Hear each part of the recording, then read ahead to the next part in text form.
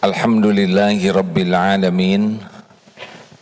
Segala puja dan puji hanya milik Allah Subhanahu wa Ta'ala yang maha dekat, yang maha menyaksikan, yang mengatur pertemuan ini terjadi, yang bisa memberikan pahala, yang bisa mengampuni, dan Allah janji majelis ilmu, majelis zikir adalah salah satu tempat yang Allah sukai sehingga yang datang diampuni oleh Allah, dicurahkan rahmat dan kasih sayang Allah, dan mudah-mudahan apa yang kita lakukan bisa menjadi bekal istiqomah dan husnul khotimah. Amin ya rabbal alamin. Apa kabar? Kenapa seperti yang tegang begini? Terakhir saya di sini kapan ya? Sudah kelihatan menua ya. Ini wajahnya ada kemiripan. Ini wajah-wajah sedang nunggu jemputan. Jemputan malaikat maut. Kenapa jadi tegang? Kita semua sedang menunggu jadwal jemputan. A'udzubillahi minasyaitonirrajim. Kullu nafsin dha'iqatul maut wa nabluukum bisyarri wal khairi fitnah wa ilaina turja'un. Setiap yang bernyawa pasti merasakan maut. Oh, rupanya ada perubahan posisi. Oh, mari bapak-bapak, tenang. Pak, panitia. Oh, enggak apa-apa sih. Maaf semuanya ya. Oke, dah kita. Udah tenang ya.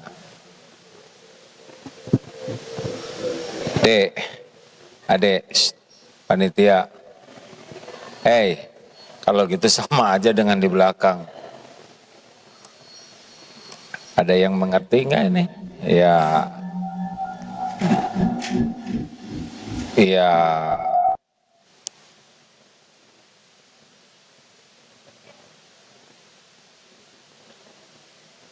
Dek, ini gardengnya mau diapain? Kasihan.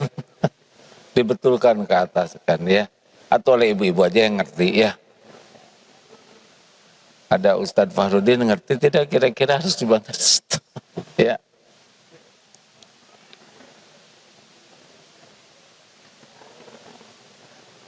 Ustadz, lihat. Sederhana sekali, enggak? Ustadz.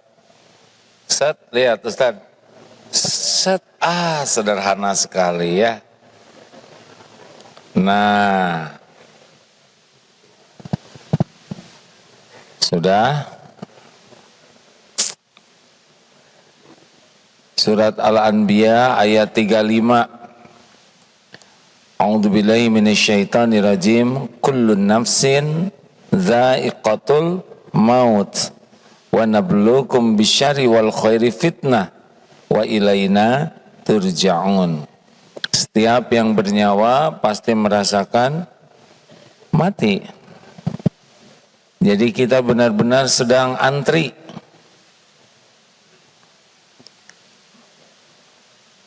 Dan hidup ini sepenuhnya adalah ujian. Wa nabluukum bisyarri wal khairi fitnah. Dan kami benar-benar mengujimu dengan keburukan dan kebaikan sebagai ujian yang sebenar-benarnya. Bapak, maju sedikit, yang di belakangnya agak emosi itu. Karena Bapak mantap, badannya besar, jadi sekali duduk ada 5 yang kehalangan ya. Jadi hidup ini sepenuhnya ujian. Ini rumus penting nih. Wa ilaina turja'un, dan kepada kamilah kembali. Jadi hidup ini mampir nunggu meninggal, dan sepanjang hidup ini adalah ujian. Jangan lupa itu. dan nanti akan dipertanggungjawabkan. Ini rumus penting, ini harus disadari betul. Jadi hidup ini sepenuhnya ujian. Tidak punya uang, jawab hadirin. Tidak punya uang, ujian. Banyak uang, ujian. Dihina, jawablah. Dihina, dipuji, kan? Dihina, jawab. Jangan jadi ujian buat saya, kan? Dihina, dipuji,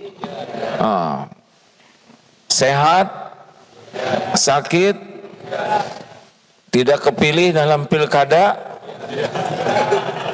kepilih, belum punya jodoh, punya jodoh, belum punya anak, punya anak, jadi rakyat, jadi presiden.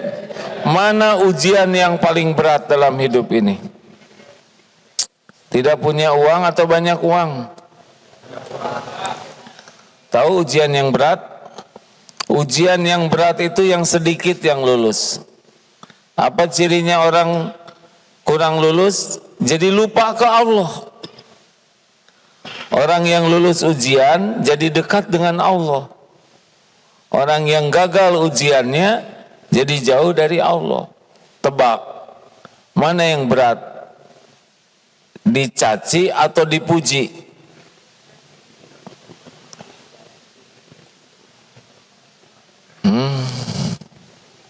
Mana yang berat? Dipuji atau dicaci?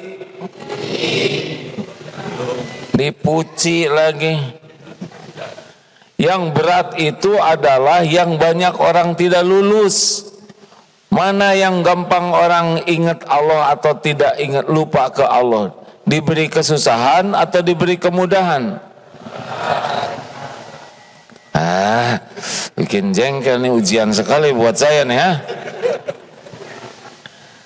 Naik pesawat, lancar, nyaman. Kira-kira di dalam pesawat apa yang dilakukan?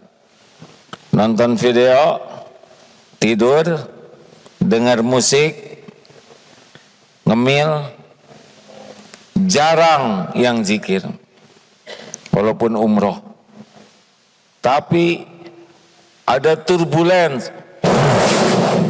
Apa yang dilakukan penumpang? Zikir. Mana yang disukai Allah? Tidak ingat ke Allah atau zikrullah? Zikrullah. Jadi sebetulnya goncangan itu yang membuat orang zikir. Paham tidak nih? Kurang paham wajahnya. Berapa banyak ibu-ibu jadi ahli tahajud gara-gara suaminya lincah lagi. Kemarin ketemu seorang pengusaha, dari tidak sholat jadi sholat, dari jarang ke masjid jadi ke masjid, tiap malam jadi tahajud. Apa coba sebabnya? Dipanggil oleh KPK. Ya, beneran hadirin. Jadi sebetulnya ujian yang berat bagi kita adalah yang cocok dengan nafsu kita. Dipuji itu kita suka, dan dipuji itulah yang lebih banyak lupa kepada Allah. Contohnya begini nih. Sepertiga malam terakhir, Allah sukanya kita tidur atau tahajud? Kan? Tahajud. Nafsu sukanya kita tidur atau tahajud? Tidur. Nah, kita milih yang mana? Jawab, mau ketawa. Tidur. Banyaknya orang milih tidur. Jadi orang itu harus tahu bahwa hidup ini yang berat itu adalah diuji dengan kesenangan yang cocok dengan nafsu. Nah, supaya kita bisa menjalani persoalan hidup, kan ini wajahnya wajah-wajah banyak masalah ya. kelihatan. Udah mau meninggal ya, kemudian banyak masalah. Berikut ini rumus sederhana saja. Bagaimana supaya kita ngadepin hidup ini, ujian seberat apapun ditolong oleh Allah. Karena berat ringannya ujian sebetulnya ditolong Allah atau tidak. Kalau ditolong oleh Allah tidak ada yang ribet. Kalau tidak ditolong oleh Allah, persoalan kecil juga jadi berat. Ini salah satu ciri orang takwa, ya. A'udzubillahi minasyaitonirrajim. Surat Ali Imran 134, 135. Kalau kira-kira kita ingin hidup ini lebih ringan, lebih nikmat, maka harus ditolong oleh Allah. Dan ini adalah pembuka pertolongan Allah.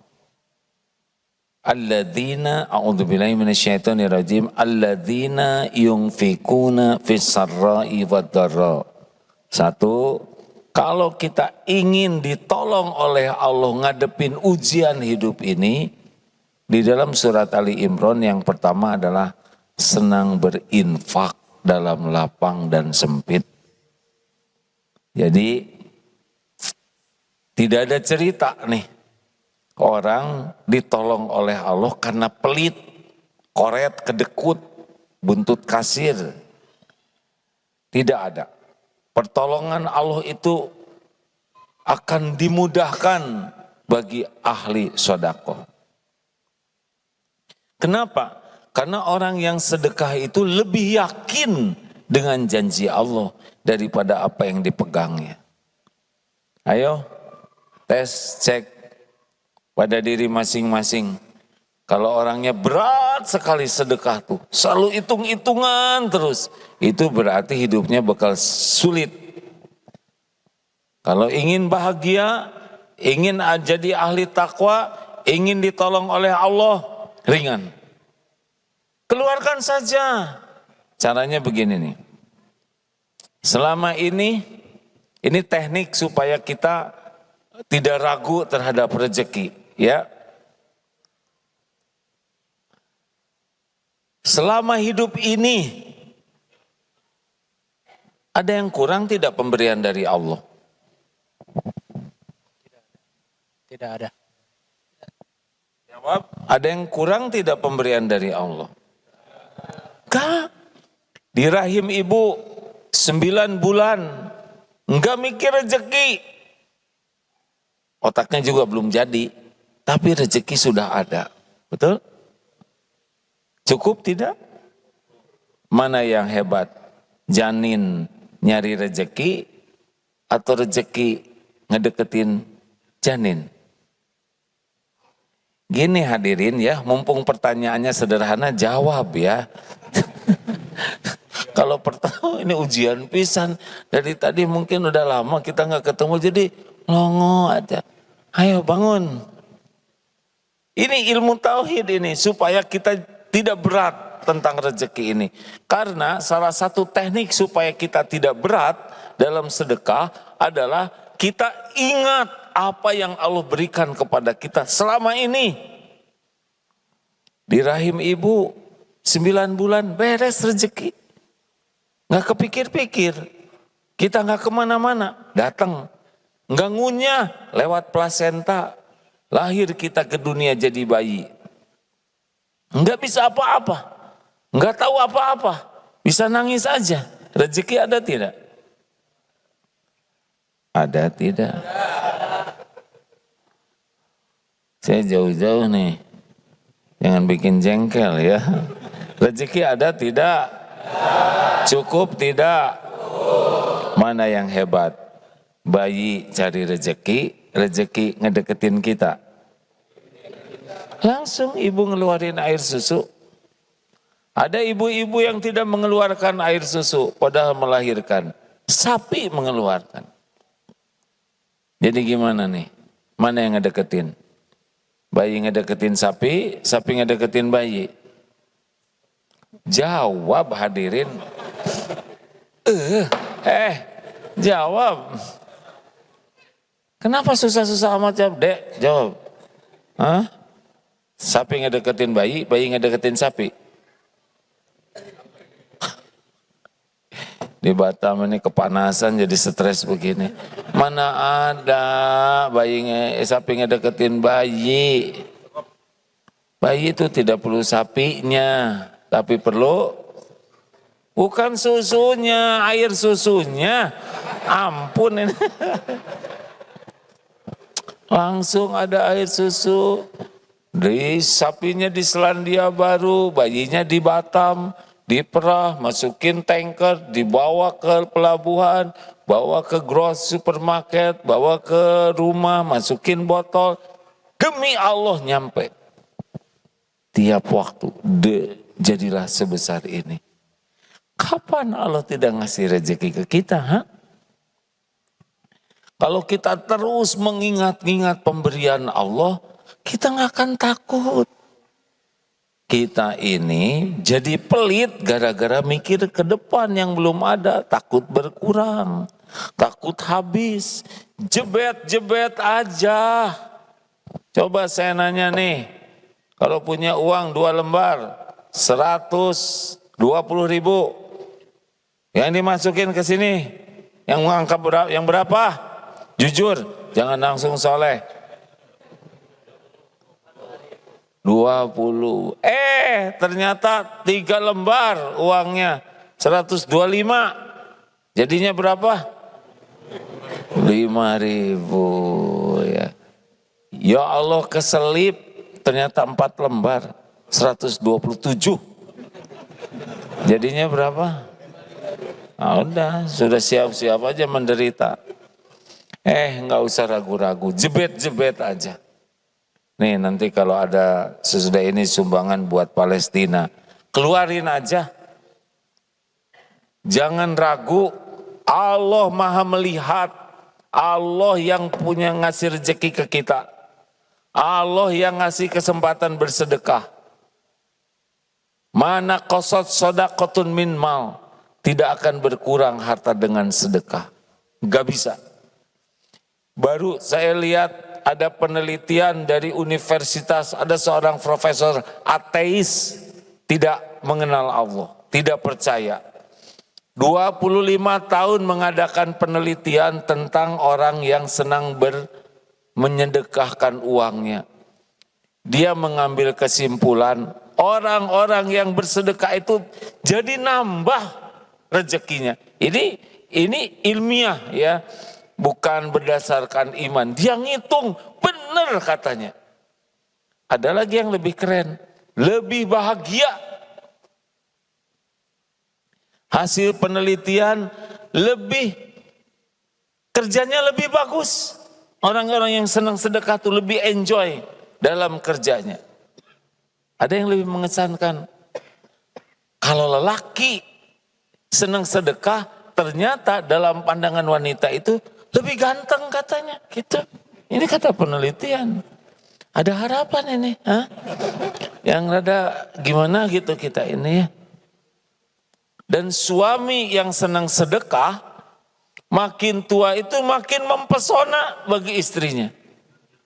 Bu, jadi kalau suami pelit, udah tua pelit, aduh berat sekali. Lelaki sama wanita juga yang senang sedekah, itu auranya itu, ini kajian ilmiahnya ya. Kalau dengan iman sih sederhana sekali. Karena Allah mencintai orang yang senang berbuat kebaikan. Bersedekahlah hadirin. Dapat uang, potong 5%. Coba, punya 1 juta, 5% berapa? 50 ya? Keluarin. Dapat 4.200.000 langsung keluarin. Lihat, miskin tidak? Enggak. Naik 10%. Ini latihannya nih. Dapat 1.100.000 sedekahkan. Dapat 5.500.000 sedekahkan. Jadi miskin? Enggak mungkin. Naik 20%. Dapat 1.200.000, dapat 10 juta, 2 juta. Enggak miskin, naik kenapa jadi tegang begini, ini wajah jadi stres begini. Saya kan lihat dari depan perubahannya. Waktu 5% dia senyum. Ya tadi masih senyum tuh. 10% mulai. Dia ngitung. 20% begini nih. Tadinya saya mau naikin ke 40 ya. Tapi takut stroke di sini. Kita mah baru rencana aja udah pelit. Halo? Ayo, Bu, Pak, nggak usah ragu-ragu. Mana qasad shadaqatun min mal. Yang membagikan rezeki itu seluruhnya milik Allah.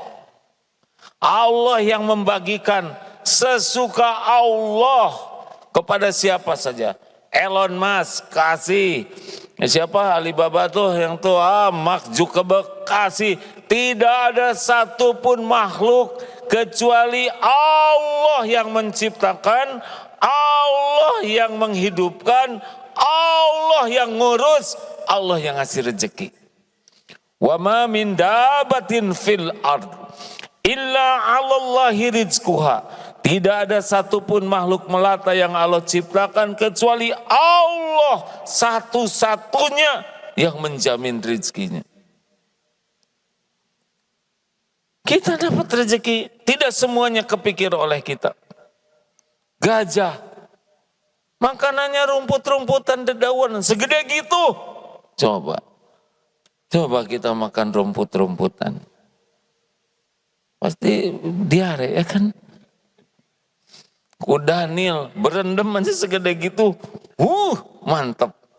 Jerapah makan vitamin apa setinggi itu. Kita mau naikin 2 cm aja setengah mati itu. Allah yang menjamin rezeki. Sampai kapan? Sampai kita mati. Pensiun. Ada yang udah pensiun? Masih hidup enggak? Pasti ada rezekinya. Jangan takut sama sekali. Bahayanya rezeki itu satu, jangan takut tidak punya rezeki, tapi takut tidak punya keyakinan Allah pemberi rezeki. Itu yang pertama yang bahaya dalam hidup. 2, jangan takut tidak punya rezeki, tapi takut tidak benar niat dan caranya menjemput rezeki kita. Rezeki pasti ada.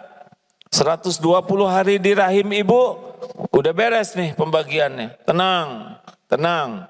Apa yang untuk saudara nggak akan ke saya. Apa yang untuk saya nggak akan ke saudara. Nggak ada yang ketukar. Tinggal niat dan caranya benar atau tidak. Koruptor, maling, garong, copet, sama Allah yang ngasih. Cuma haram. Statusnya tidak barokah. Jangan takut tidak punya rezeki, takut tidak berkah. Gara-gara niat dan caranya salah. Sama, semuanya yang ngasihnya juga Allah. 3, jangan takut tidak punya rezeki. Takut tidak punya syukur kalau sudah dikasih. Allah ngasih mah ngasih aja. Apa harus kerja keras jadi kaya? Enggak. Banyak tukang batu yang lebih keras kerjanya dari kita. Segitu aja sesuai rencana Allah. Apakah malas bisa banyak uang? Ini malas jawab begini. Apakah bodoh bisa banyak uangnya? Bisa, bapaknya kaya, anaknya bodoh, langsung banyak uang. Bapaknya meninggal, jadi itu warisan.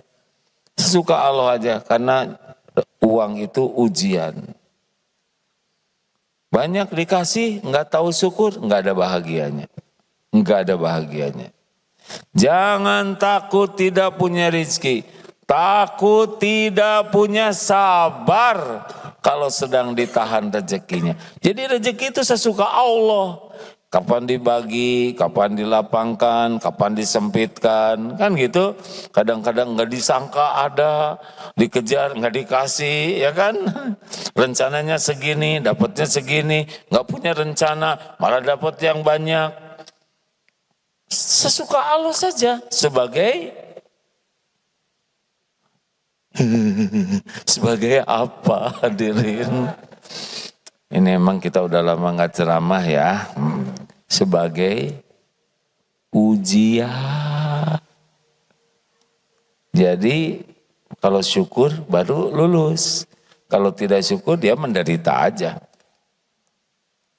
Jangan takut tidak punya rezeki, takut tidak punya sabar. Kalau sedang disempitkan, jalanin aja. Nanti paling mantap. Tahu mantap? Makan tabungan. Ya udah nggak apa-apa.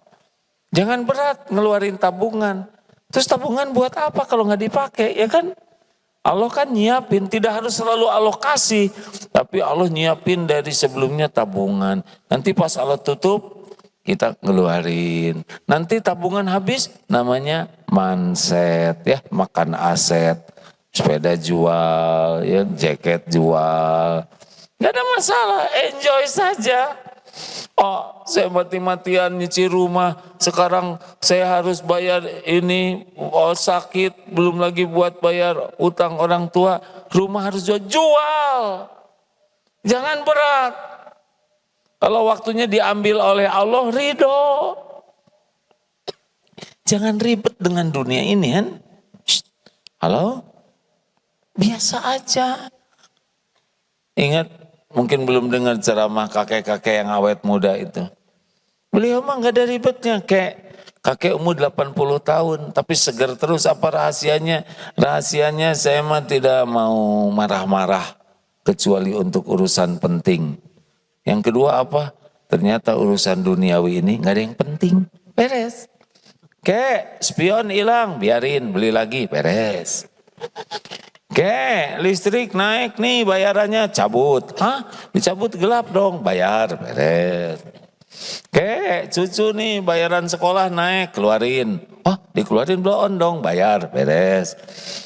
Gimana deh, emang dunia pasti pindah-pindah, betul tidak? Sekarang pindah ke sini, besok ke sini. Nanti gimana kalau saya keluarin sekarang, besok saya gimana? Dengerin ya yang cemas tentang besok lusa. Dulu yang ngasih rezeki siapa? Siapa? Kalau udah pegang ini keras nih. Dulu yang ngasih rezeki siapa? Sekarang yang ngasih rezeki siapa? Besok lusa kalau ada umur yang ngasih rezeki siapa? Sama yang ngasihnya kan? Itu bukan pertanyaan.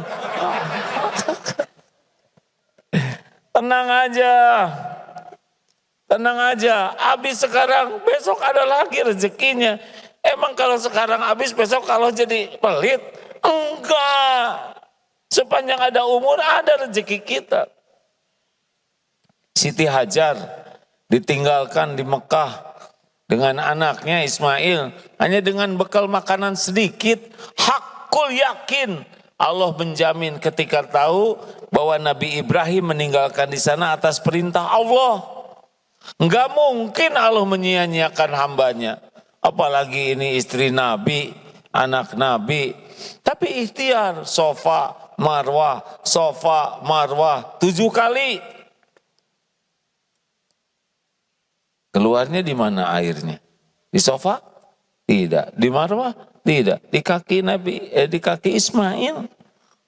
Dan dari sanalah burung melihat, orang-orang berdatangan, jadi makmur. Udahlah, jangan takut tidak punya rezeki, takut tidak punya ridho kalau diambil oleh Allah. Pindah-pindah nih, kalau rezeki tukang kacamata ada di dompet saya, ini pecah nih suatu saat. Kalau rezeki tukang tambal ban ada di dompet kita, meletus tuh ban kita, ya kan? Kalau rezeki dokter ada di kita, ada aja sakitnya. Saya pernah dulu makan pecel lele 11.000, Udah gitu durinya tertinggal di sini, satu. Nyabut susah, bawa ke klinik 300.000 tuh. Nyabut duri satu. Itu pecel lele termahal tuh, 311 wah. Saya bersyukur karena udah jadi jalan rezeki. Malam-malam itu Pak, susah nyabut, tinggal ditancepin aja di sini satu. Karena ada rezeki orang lain. Ridho ya, jangan ribet. Karena kalau kita nahan, lalu Allah mau ngambil, pasti keluar. Pernah dengar tidak? Lihat di tayangan di medsos, ada pemuda nih lagi pengajian, kotak infak lewat. Dia ngeluarin uang 2 lembar. Satu 100.000 dan 1.000. Dia mikir, yang mana nih? Akhirnya dia putuskan yang 100.000 yang dilipat dan dimasukkan ke saku. Yang 1.000 dimasukkan ke kotak infak. Ini saya lihat dengan mata kepala sendiri ya, videonya. Ditepuk dari belakang oleh kakek-kakek. Apa kek? Lagi gini nih ada yang nepuk. Kakek itu ngasih 100.000. Pas kotak infak lagi di depan pemuda itu. Hebatnya si kakek, nggak kelihatan kaya, nggak kelihatan keren, 100.000 luar biasa, masukin aja ke kotak infak. Baru juga masuk, ditepuk lagi oleh kakek. Apa kek? Itu jatuh dari saku, gitu. Habis sekarang duit dia. Tapi yang pahala yang 1.000-an itu, mau kayak gitu. Kalau Allah mau ngambil, banyak jalannya. Biasa-biasa aja ya. Jangan lengket dunia ini di hati. Jangan kagum dan jangan lengket, itu rumusnya. Belajar dari tukang parkir. Banyak mobil, biasa aja. Ganti-ganti mobil, cool. Diambil sampai habis, nggak ada sedihnya dikit pun juga, ya kan? Kenapa? Karena hanya titipan. Biasa aja lihat dunia ini ya. Jangan robek hati dengan dunia. Nanti ada waktunya rusak, habis. Sudah relax aja. Dunia ini enggak worth it lah. Untuk bisa bikin kotor hati dan busuk hati. Setuju? Ini teh mau takwa tidak. Ini rumusnya. Dan lihat orang lain enggak usah pakai dengki-dengkian. Tiap orang punya takdir garis masing-masing. Jangankan seangkatan, jangankan sekomplek, seibu sebapak aja. Beda-beda. Relax aja. Gak boleh lihat orang lain dapat sesuatu langsung dengki. Mau ngapain? Yang ngebagikan rezeki Allah kepada hambanya, sesuka Allah sebagai ujian, apa urusan kita pakai jengkel? Hah? Tetangga punya TV baru, gantiin sampai copot gorden, dia pakai noongin tetangga. Apa-apa. Kalau orang teman tetangga saudara dapat rezeki, apa yang kita lakukan? Doakan supaya barokah. Jadi pahala buat kita. Kalau kita ingin, minta kepada pemberinya. Dia yang ngasih Allah. Kalau kita pengen ya minta. Tetangga umroh, doakan. Enggak boleh, dia umroh, Iqra aja jilid 3, bagaimana? Dengki. Semoga berkah, diterima umrohnya. Pengen, tinggal minta, ya Allah, tetangga saya engkau undang. Saya juga pengen, itu tauhid. Emang saudara pikir orang yang umroh pada bayar sendiri umrohnya? Sepengetahuan saya Pak, tidak. Ini kemarin Qadarullah 7 bis berangkat sama-sama. Paling yang bayar sendiri tuh enggak lebih dari 1 bis, enggak tuh. Yang bayar sendiri tuh paling hanya dari 340-an itu, mungkin yang bayar sendiri 30-an. Selebihnya mah enggak pada bayar. Ada yang dibayarin suaminya. Loh kok kaget sih? Iya kan? Ada satu grup 16 orang Pak, karyawan, supir, pelatih fitness. Banyak yang pada berangkat 16. Satu yang ngongkosin, ibu-ibu, suaminya sudah wafat. Buat apa saya punya uang, dikumpul-kumpul, mendingan ngebahagiakan orang lain. 16 Pak, enggak kepikiran pelatih fitness. Yang dua itu Pak, yang biasa ngangkat barbel, sekarang jadi umroh. Ada yang diongkosi mertua, ada yang diongkosi menantu, ada yang diongkosi majikan, ada yang menggantikan, ya. Banyak jalan. Sesuka Allah. Minta ke Allah. Enggak usah ribet dengan rezeki orang. Allah pemilik langit dan bumi. Enak begitu? Ini yang membuat Allah suka ke kita itu. Dengan dunia ini yakin Allah pemiliknya, Allah yang membagikan, dan kita mintanya hanya ke Allah. Ibu-ibu, ini pada nikah belum? Ya udah terserah aja ya. Pokoknya saya nggak mau berdebat. Jangan minta-minta sama suami. Suami ibu itu termasuk makhluk yang tidak bisa diharapkan. Boro-boro membahagiakan istri, membahagiakan diri sendiri aja susah. Benar? Suami ibu bukan pemberi rizki, pemakan rizki ini jenis-jenis ini ya. Ada yang suaminya sudah meninggal lama? Enggak, cung. Ah terserah aja lah ya. Ada enggak? Biasanya suka ada, di sini enggak ada yang meninggal suaminya. Ada? Ibu udah meninggal suaminya? Sudah berapa lama? Maaf Bu, saya mohon maaf ya. Ibu udah juga meninggal? Tapi ibu masih hidup ya? Hah? Masih hidup? Makan terus? Rezeki ada terus? Masih berteduh? Masih punya rezeki lain-lainnya, tabungan? Berarti bukan suami penjamin rezeki, benar? Kalau suami pemberi rezeki, suami meninggal, ibu selesai juga tuh. Makanya nggak usah terlalu cinta sama suami. Serius, mau bukan tidak boleh cinta. Jangan terlalu cinta. Jangan segala-galanya demi suami, you are my everything. Enggak. Wah, para suami emosi nih. Ini pelajaran apa nih sih ya? Karena kalau ibu terlalu cinta, hati ibu akan dipenuhi suami daripada dipenuhi Allah. Ibu akan lebih banyak memikirkan suami daripada Allah. Lebih berharap dari suami daripada berharap dari Allah. Lebih takut kehilangan suami. Lebih takut jauh dari suami daripada takut jauh dari Allah. Itu yang membuat para istri tidak bahagia. Menyekutukan Allah dengan suami. Udah mulai hari ini biasa-biasa aja. Di hati maksudnya ya. Kalau servis sih all out ya. Cuma hati nggak bisa ngarep-ngarep. Gini nih, ini tauhid nih. Bu, ibu, siapa yang menciptakan ibu-ibu?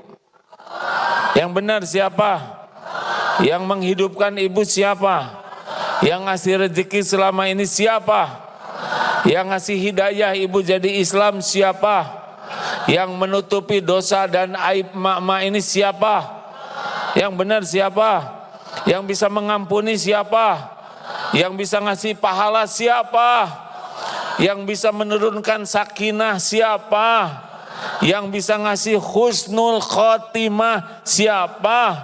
Yang punya sorga siapa? Tuh semuanya Allah. Mana suami? Nggak satu patah kata pun nyebut suami, Bang. Bukan tidak boleh cinta, tapi tidak boleh berlebihan. Yang menjamin ibu tuh Allah.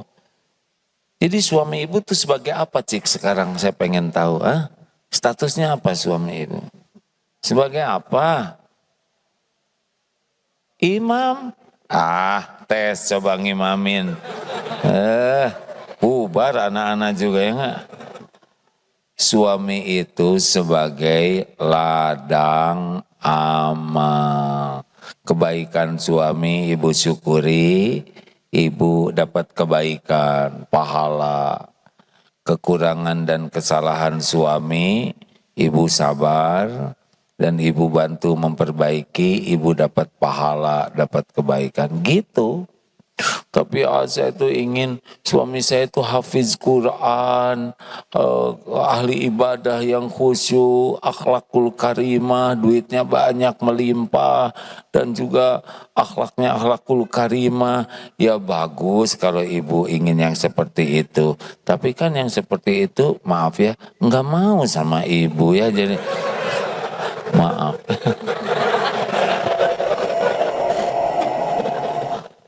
Maaf ya. Bapak juga lanjut. Udah habis belum waktunya? Nah ini kenapa sih jawabannya emosi gitu, biasa aja. Belum. Yang kedua, wal kadhiminal ghaidh. Dalam Al-Quran ciri orang bahagia, orang takwa, orang yang bakal ditolong oleh Allah adalah orang yang bisa menahan amarah. Ini penting sekali. Tidak sedikit kita rajin ke masjid, rajin pengajian, di rumah baca Quran, malam tahajud, tapi masih mudah marah. Dan kalau udah marah, marah-marah terus. Diungkit-ungkit, gak ada berhentinya. Ini tidak sesuai dengan ajaran Islam. Ajaran Islam itu wal kadhiminal ghaidh, menahan amarah. Wal afina 'anin nas, memaafkan orang-orang.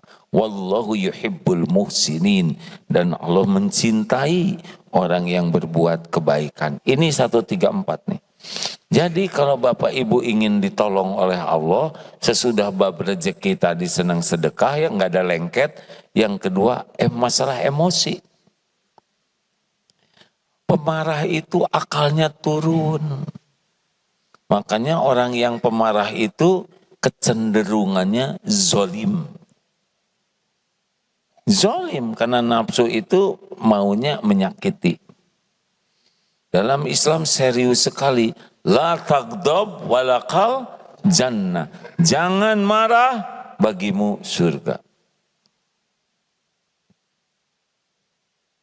Bapak-bapak, Pak, mau tidak istri Bapak? Masya Allah, alhamdulillah. Mau tidak istri Bapak sangat hormat sama suami? Gini ya, kalau mau, kalau tidak harus jelas ya. Mau tidak istrinya bangga sama suami? Hormat, nurut, tidak rewel. Mau tidak suka ngungkit kesalahan? Mau tidak? Gimana caranya? Bingung ya. Udah amalkan yang tadi. Dengerin ya, catat pakai tinta emas. Ibu-ibu, Bu, kalau ibu melakukan kesalahan, maunya dimarah oleh suami, atau dicuekin, atau dinasehati dengan lemah lembut? Jawab. Dimarah mau tidak? Dicuekin mau tidak? Catat. Jangan marah-marah. Nasihati dengan lemah lembut. Gitu kan Bu ya? Dinasehatinya maunya di depan anak-anak atau secara pribadi? Yang jelas. Enggak mau di depan orang lain? Catat. Jangan sekali-kali menasehati istri di depan orang. Kenapa Bu? Malu, itu mempermalukan. Catat. 3. Ibu mau nasihatnya panjang lebar atau ringkes? Jawab. Nasihatnya mau panjang lebar atau ringkes? Bertele-tele atau simpel? Catat. Nasihat itu nggak usah panjang lebar, makin ringkas makin bagus, betul Bu? Mau diungkit-ungkit nggak kesalahan yang lalu? Jangan ngungkit-ngungkit. Kenapa nggak mau diungkit-ungkit Bu? Sakit hati. Catat. Catat. Kalau diungkit-ungkit sakit kita ya. Gitu Bu? Gitu Bu?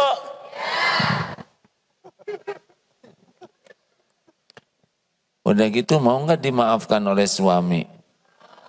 Dimaafkannya sesudah minta maaf atau sebelum minta maaf? Sebelum minta maaf. Wow, keren banget. Tolong garis bawahi hadirin. Jadi gini ya, istri kan manusia biasa, ya kan Bu ya? Pasti punya kesalahan, ya kan Bu? Jadi kalau istri tergelincir berbuat salah, jangan dimarah, jangan dicuekin. Ajak ke tempat yang terjaga, kehormatannya, nasihati dengan lemah lembut, ringkas. Dan jangan bertele-tele, juga jangan ngungkit-ngungkit. Simpel yang ini aja. Udah gitu maafkan sebelum ibu minta maaf. Begitu Bu? Udah gitu mau nggak? Udah dimaafkan langsung suami ngasih uang banyak. Mau tidak? Keren tidak suami begitu? Hebat tidak? Ibu bangga tidak kalau punya suami seperti itu? Bangga tidak? Mau hormat sama suami? Nurut mau? Rewel mau tidak? Tidak suka ngungkit-ngungkit nggak nantinya? Tuh, itu ayat yang tadi. Wal kadhiminal ghaidha wal 'afina 'anil nas wallahu yuhibbul muhsinin. Tahan marah, maafkan, berbuat baik.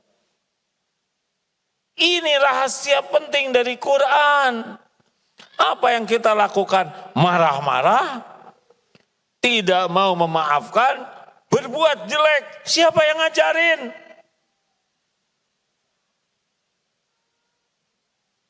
Kenapa jadi malah? Jadi pada marah sama saya begini, apa ini? Kenapa melongo? Hah? Kita baca Quran tapi nggak ngerti. Ini satu ayat loh Pak. Satu ayat. Satu ayat saja sudah akan mengubah banyak hal. Percayalah. Tahan marah. Bukan tidak punya marah. Ada sakit hati, ada kesel, ada jengkel, ada kecewa, ada tersinggung. Normal. Tapi ditahan. Sehingga kata-kata yang keluarnya tetap kata-kata yang baik. Sudah gitu tidak ada dendam. Masa dendam sama istri, masa dendam sama suami, masa dendam sama anak. Siapa yang ngajarin? Masa dendam sama tetangga? Enggak ada dendam-dendaman kepada saudara kita, enggak ada. Enggak ada pelajarannya. Pelajarannya adalah wal 'afina 'anin nas. Maafkan. Tapi dia menghina saya. Lebay. Nabi aja yang sempurna kemuliaannya, ada yang menghina. Masa kita yang hina asli? Tidak ada yang menghina. Kita kan hina betulan. Penghinaan orang ke kita itu cetek. Gak ada apa-apanya dibanding kehinaan kita yang sebenarnya. Betul? Orang menghina kita adalah Allah ngasih tahu. Tuh, orang tahunya cuma sedikit. Sebagian terbesar dari aibmu Allah yang nutupi. Kalau orang menghina kita, itu Allah ngasih penggugur dosa. Allah ngasih ladang pahala mengamalkan Ali Imran 34, memaafkan. Gak ada dendam-dendaman. Memalukan. Pernah itu ke saya ada yang ngirim video. ini orang ini ngehina AA nih. Kirim tuh. Terus nanya, menurut AA gimana perkataan dia? Menurut saya sih dia nggak ngomong apa-apa. Ih, kok nggak ngomong? Disetel nggak? Enggak. Mau ngapain? Udah jelas ngehina. Terus disetel, mau ngapain? Nyakit-nyakitin diri sendiri. Jangan. Kalau ada tulisan jelek, nggak usah dibaca, aman. Betul tidak? Kalau ada yang telepon marah-marah, ngomongnya nggak enak, jauhin. Nanti kira-kira udah 10 menit, baru, aduh maaf ya, suaranya putus-putus bos, mohon diulangi. Pasti berhenti tuh dia ngomong, sambil memberhentikan kita dari kerjaan. Udahlah. Udah habis waktunya. Nah, saya kurang ngerti alarm jam segini apa nih, tahajud atau apa nih?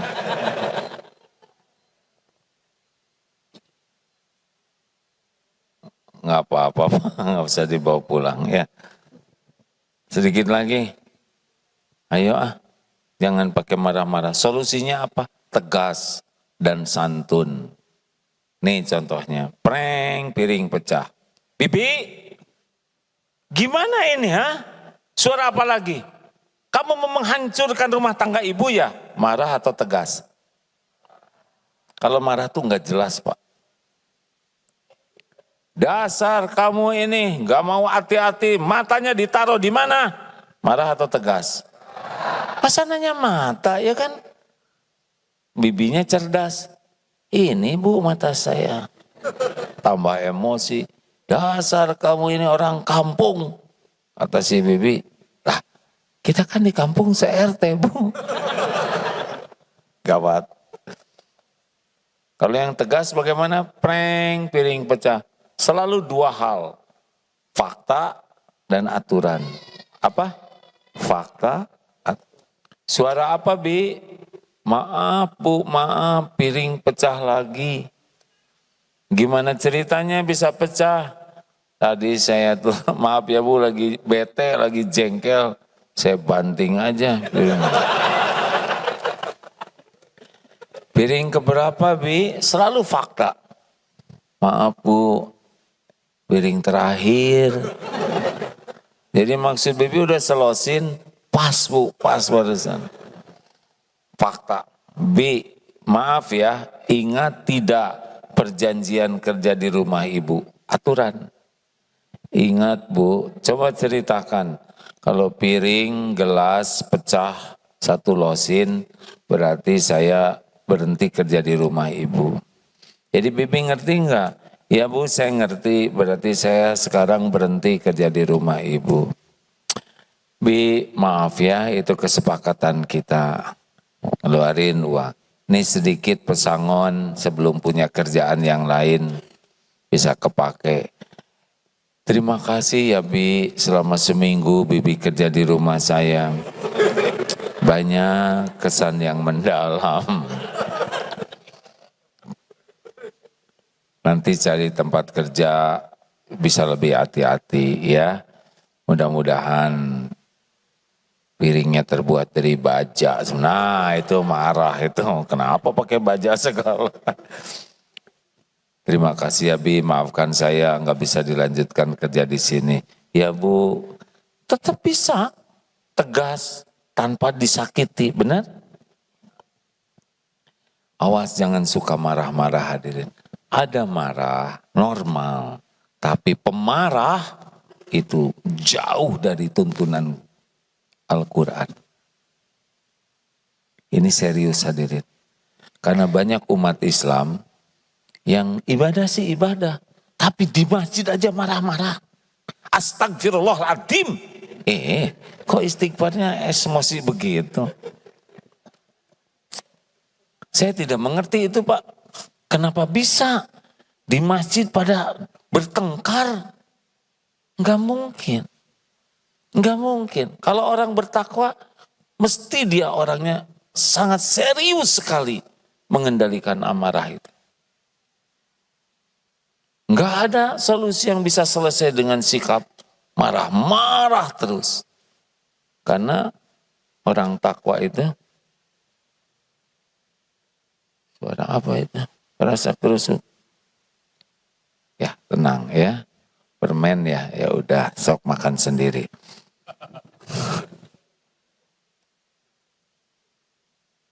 Jangan suka berdebat. Ini kakek-kakek umur 70 tahun, sehat, awet muda. Kayak apa rahasianya?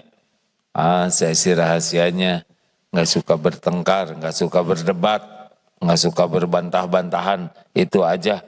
Oh jadi menurut kakek kalau nggak suka berdebat, nggak suka berbantah-bantahan, badan jadi sehat, pikiran jadi jernih, jadi awet muda. Ya kalau menurut saya sih mungkin begitu. Apa kata pemuda ini? Kalau menurut saya sih nggak mungkin lah kek, masa dengan tidak berdebat kemudian jadi sehat awet muda, enggak lah, nggak mungkin. Apa jawaban si kakek? Saya setuju dengan pendapat saudara. Beres. Udah dibilangin nggak mau berdebat ya kan. Kita mah semuanya didebatin, iya kan? Mau makan nasi goreng, enggak mau nasi goreng, nggak enak. Goreng itu kan jelek. Mau bubur itu, tapi kan bubur itu nggak enak pak, kerupuknya cuma dikit. Belum makan aja bertengkar. Di jalan bertengkar lagi, debat, sampai mau tidur. Awas loh pak, jangan suka berdebat mau tidur. Siapa yang mau debat? Yang berdebat lagi pak. Bahkan ada suami istri pisah. Akhirnya kata anaknya, ayolah pak ketemu sama ibu, bu ketemu. Akhirnya ketemu, suaminya bilang begini, Bu, maafkan saya lah. Saya yang salah sebagai kepala keluarga. Saya merasa belum jadi contoh yang baik. Tidak bijaksana, sering keluar. Terus kata mantan istrinya, sebetulnya saya yang salah Pak. Saya belum jadi istri yang baik, belum menghargai suami, sering keluar terus. Enggak, saya karena sebagai suami, saya berantem lagi tuh Pak. Ngaku aja berat, memang hobinya bertengkar. Apa sih yang gawat di sini? Ini bukan di Israel, betul tidak? Ini bukan di Palestina. Apa yang gawat? Apa yang gawat? Enggak lah, cemen-cemen. Masalahnya tuh cetek-cetek. Masa bertengkar masalah sendal? Masalah selimut? Masalah makanan? Enggak worth it lah. Enggak, sayang dong. Coba ingat-ingat bertengkarnya masalah. Enggak ada apa-apanya sama sekali. Nonton sepak bola, blow on nih, harusnya dia nyepaknya ke kiri. Dia aja mati-matian latihan susah. Masa yang nonton banyak omong, diam. Kalau nonton sepak bola tuh, ini beres selesai sepak bola, dibahas lagi. Dia tuh harusnya nggak main. Nggak main gimana? Udah selesai. Aneh. Udah tidur sana. Sekarang nih politik politik dibahas aja terus. Itu keputusan MK sama dengan MK atau MCK kata ribet. Rugi. Ya. Tiap omongan kita akan dipertanggungjawabkan. Udahlah, mau apa hidup ini? Hidup ini kan pengen ditolong oleh Allah. Pilih amalan yang disukai Allah. Tahan amarah, maafkan, dan berbuat yang terbaik. Satu lagi penutupnya. Wa idza bagaimana? 135-nya. Wa idza fa'alu fahishatan aw zalamu anfusahum zakarullah fastaghfiru lidzunubihim wa may yaghfiru dzunuba illallah wa lam yusiru. Gimana? Maaf. Kenapa jadi lupa ini? Biasanya saya hafal. Sudah, kalau lupa ya lupa aja, tinggal.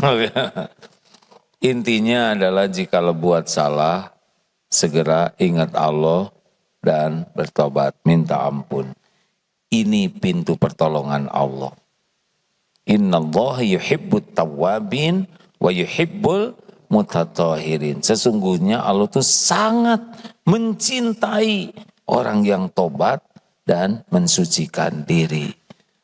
Senang sedekah, tahan marah, maafkan, berbuat baik, tobat.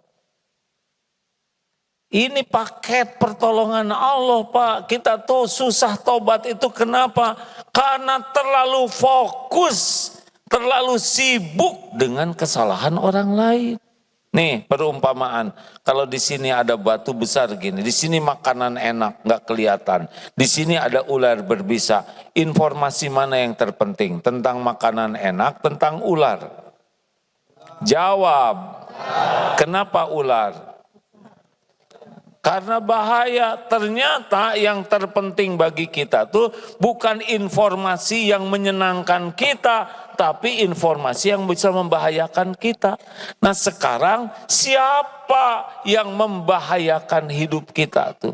Dosa orang lain atau dosa diri sendiri? Jawab yang tegas. Kenapa kita ribet dengan dosa orang? Bu, yang membahayakan ibu tuh dosa kesalahan tetangga atau diri sendiri? Kenapa ribet ngorek-ngorek dan mikirin tetangga? Pak, mana yang membuat yang bahaya bagi kita? Dosa aparat atau pemerintah atau apalah, atau dosa diri sendiri? Kenapa kita ribet mikirin kesalahan ini itu? Bu, ibu, yang membahayakan dunia akhirat ibu tuh dosa kesalahan suami atau dosa kesalahan diri sendiri? Nggak jelas. Kenapa ibu sibuk menyelidiki suami? Jangan suka buka-buka HP suami. Bu, tahu kenapa? Karena ibu tidak tahu passwordnya. Nih, kalau buka HP suami, hati jadi tenang atau jadi galau? Makanya jangan, udah dibilangin, urusan jadi beres atau nambah.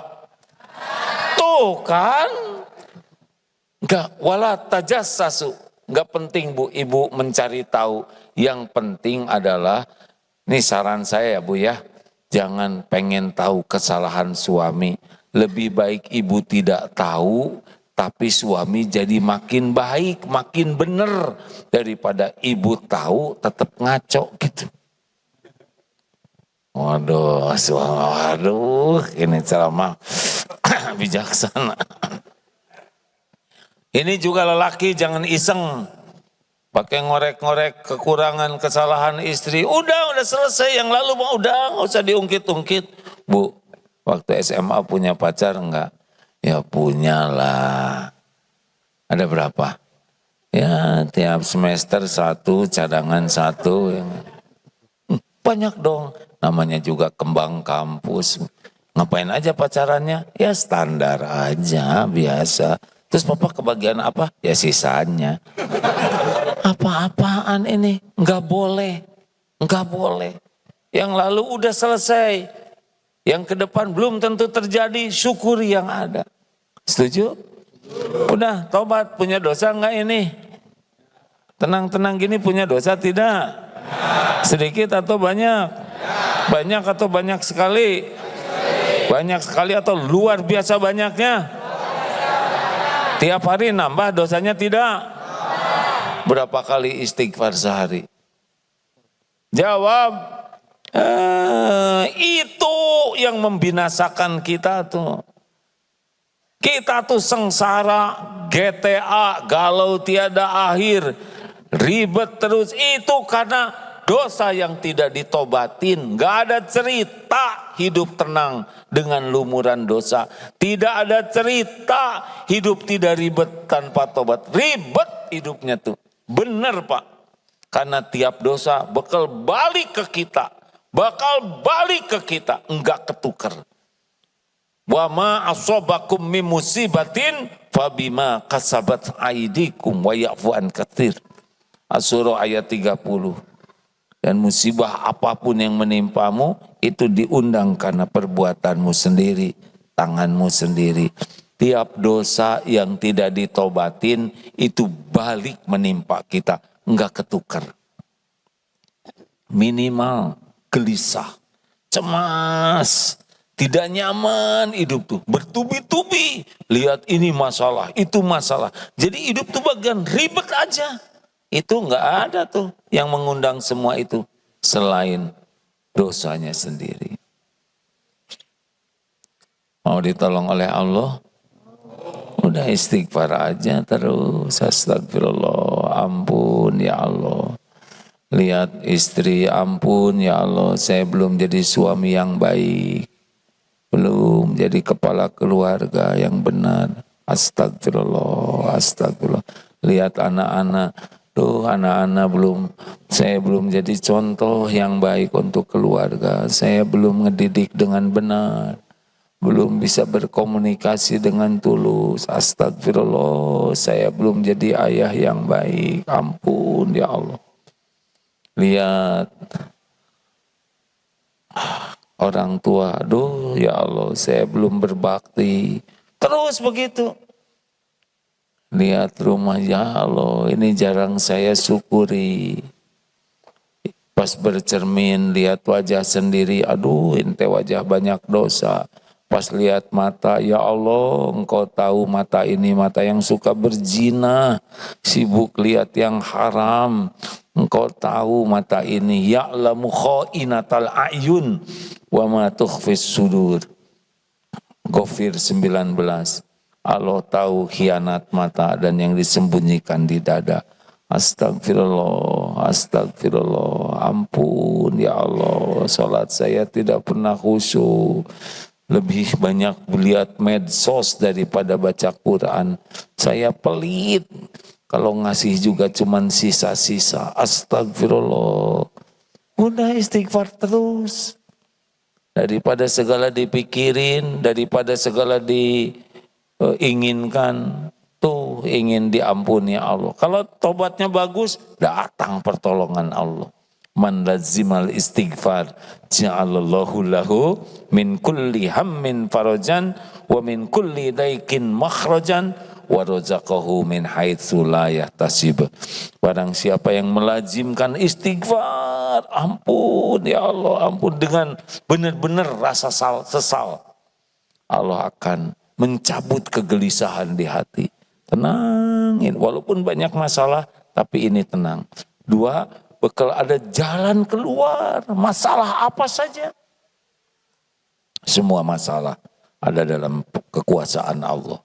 Dan Allah mendatangkan rezeki yang tidak diduga-duga. Terima kasih Bapak Ibu yang baik. Amalkan Ali Imran 134, 135. Senang bersedekah dalam segala keadaan, lapang dan sempit, menahan amarah, memaafkan, berbuat yang terbaik, dan mohon ampunan kepada Allah. Tobat. Terima kasih. Ahad ada yang mau ikut sepedahan? Enggak punya sepeda? Beli. Ini musim pilpres udah beres. Jangan kotor hati ya. Kalau yang dipilihnya nggak cocok gitu ya udah doakan aja kebaikan. Ada pilgub sebentar lagi ya. Ingat ya, Tuhan kita itu adalah Allah, bukan presiden, bukan gubernur, bukan bupati. Jadi jangan terlalu kebanyakan mikir tentang para pejabat itu. Doain aja. Nyoblos silakan. Cari yang paling soleh, yang paling baik akhlaknya, yang bisa memimpin. Kemudian istiqoroh, nggak usah musuh-musuhan, ya.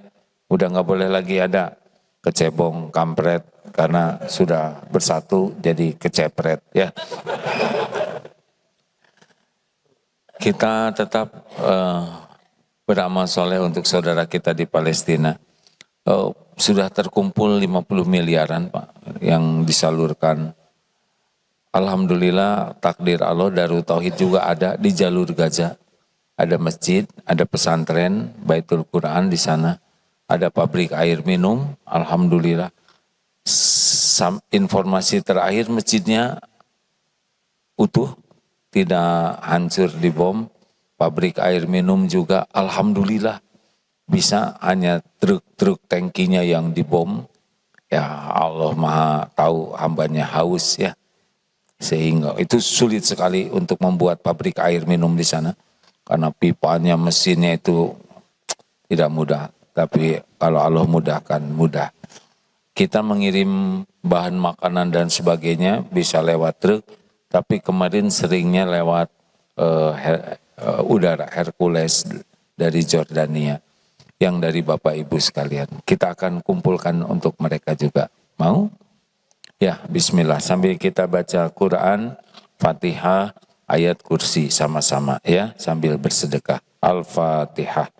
أعوذ بالله من الشيطان الرجيم بسم الله الرحمن الرحيم الحمد لله رب العالمين الرحمن الرحيم مالك يوم الدين إياك نعبد وإياك نستعين اهدنا الصراط المستقيم صراط الذين أنعمت عليهم غير المغضوب عليهم ولا الضالين آمين وإلهكم إله واحد لا إله إلا هو الرحمن الرحيم الله لا إله إلا هو الحي القيوم لا تأخذه سنة ولا نوم له ما في السماوات وما في الأرض من ذا الذي يشفع عنده إلا بإذنه يعلم ما بين أيديهم وما خلفهم ولا يحيطون بشيء من علمه إلا بما شاء وسع كرسيه السماوات والأرض ولا يؤوده حفظهما وهو العلي العظيم بسم الله الرحمن الرحيم قل هو الله أحد الله الصمد لم يلد ولم يولد ولم يكن له كفوا أحد لا إله إلا الله والله أكبر ولله الحمد بسم الله الرحمن الرحيم قل أعوذ برب الفلق من شر ما خلق ومن شر غاسق إذا وقب ومن شر النفاثات في العقد ومن شر حاسد إذا حسد لا إله إلا الله والله أكبر ولله الحمد بسم الله الرحمن الرحيم قل أعوذ برب الناس ملك الناس من شر الوسواس الخناس الذي يوسوس في صدور الناس من الجنة والناس اللهم صل على سيدنا محمد وعلى آله وأصحابه أجمعين الحمد لله رب العالمين Ya Arhamar Rahimin, irhamna. Duhai Allah yang maha menatap, wahai yang maha menyaksikan, wahai yang maha tahu setiap perbuatan maksiat dan dosa yang kami lakukan. Ya Allah, berkahi majlis ini, ampuni seluruh dosa kami. Sebanyak apapun maksiat yang kami perbuat, ampuni ya Allah sekelam apapun masa lalu kami, sehitam apapun kehidupan yang pernah kami jalani. Ya Allah, hapuskan senista apapun aib-aib kami. Ampuni dosa yang tidak sengaja. Ya Allah, ampuni maksiat yang sengaja kami lakukan. Ampuni dosa yang berulang-ulang. Padahal kami tahu itu dosa. Ya Allah, ampuni dosa yang terang-terangan. Ampuni maksiat yang sembunyi-sembunyi. Rabbana zalamna anfusana. Wa illam taghfir lana. Wa tarhamna lanakunanna minal khasirin. Allahumma gfir lana. wali walidina warhamhum kama rabbawna shighara. Ya Allah, ampuni semua keburukan akhlak kami kepada ibu bapak kami. Ya Allah, Engkau menyaksikan apapun yang kami lakukan kepada orang tua kami. Jangan golongkan kami menjadi anak durhaka. Berikan kesempatan ya Allah, kami membahagiakan orang tua kami. Ya Allah, jadikan kami anak soleh. Yang doa-doa kami Engkau ijabah untuk ibu bapak kami. Ampuni dan sayangi orang tua kami, bagaimanapun keadaannya. Jadikan sisa usianya penuh berkah. Jadikan akhir hayatnya husnul khotimah. Lapangkan kuburnya ya Allah. Lapangkan kuburnya. Ringankan hisabnya. Jadikan ibu bapak kami bahagia di sorga. Lindungi dari fitnah neraka. Ya Allah, Rabbana hablana min azwajina wa dzurriyyatina qurrata a'yun waj'alna lil muttaqina imama. Ya Allah, karuniakan kepada kami keluarga penuh berkah, rumah tangga sakinah. Karuniakan pendamping yang menguatkan iman dan amal kami. Ya Allah, berikan jodoh terbaik bagi yang mendambakannya. Karuniakan keturunan yang soleh, soleha bagi yang merindukannya. Jadikan keluarga kami keluarga ahli takwa ya Allah. Cukupi hanya dengan rezeki yang halal barokah. Jauhkan dari yang subhat dan haram. Karuniakan kepada kami keluarga yang sangat cinta kepada Al-Quran-Mu ya Allah. Mudahkan kami memahami Quran-Mu, mengamalkan dan mendakwahkannya. Ya Allah, cabut kekikiran dari diri kami. Mudahkan dan lapangkan kami untuk bersedekah. Ya Arhamar Rahimin, jadikan kami menjadi hamba-hamba yang Engkau karuniai akhlakul karimah. Allahumma hdina li ahsanil akhlak, la yahdina li ahsaniha illa anta. Tunjukkan kepada kami akhlak yang mulia ya Allah. Tiada yang menunjuki selain Engkau. Palingkan dari diri kami akhlak yang buruk. Tidak ada yang dapat memalingkannya selain Engkau. Ya Allah, jadikan umur yang tersisa ini benar-benar istiqomah. Kumpulkan kami dengan orang-orang yang baik, yang soleh, solehah. Lindungi kami dari fitnah, bala, musibah, dari futur ya Allah. Ya Allah, sehatkan lahir batin kami. Beningkan hati kami. Cerdaskan akal pikiran kami. Ya Rabb, Allahumma a'izzal Islam wal muslimin. Allahumma ansur ikhwanana fi Filastin, fi Uyghur, fi Rohingya wa fi kulli makan. Tolonglah ya Allah saudara-saudara kami di Palestina. Engkau menyaksikan segala-galanya dengan sempurna. Tidak ada yang luput dari pengetahuan-Mu. Siapa lagi yang dapat menolong hamba-Mu selain Engkau? Ya Allah, Engkau menyaksikan segalanya. Tolonglah saudara-saudara kami. Amat mudah bagimu ya Allah. Melindungi dari kejahatan makhluk-Mu. Kuatkan imannya, cukupi segala keperluannya, angkat derajatnya ya Allah, gantikan kehilangan dengan yang lebih baik, bebaskan saudara kami dari penjajahan makhluk-Mu yang zalim ya Allah. Allahumma a'izzal Islam wal muslimin, Allahumma ighfir lil mu'minina wal mu'minat wal muslimina wal muslimat al-ahya'i minhum wal amwat. Ya Allah, sampaikan salam kami, salawat kami kepada Rasulullah ya Rabb. Ya Allah, golongkan kami menjadi hamba yang mencintai Rasul-Mu. Golongkan kami menjadi orang yang mendapat syafaat dari Rasul-Mu. Jadikan kelak kami bisa berkumpul, berjumpa dengan Rasulullah ya Allah. Di surga-Mu ya Arhamar Rahimin. Rabbana atina fid dunya hasanah wa fil akhirati hasanah wa qina adzabannar.